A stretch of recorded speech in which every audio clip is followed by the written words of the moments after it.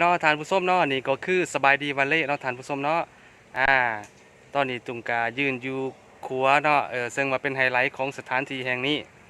ซึ่งว่าภาพบรรยากาศโดยรวมแล้วก็เป็นตะหนาเที่ยวเนาะท่านผู้ชมเนาะมีห้องพักให้เฮาพักพร้อมได้หันท่านผู้ชมเริ่มต้นอยู่ที่ราคา300,000กีบเนาะอ่าจนฮอดราคาสูงสุดของเพิ่น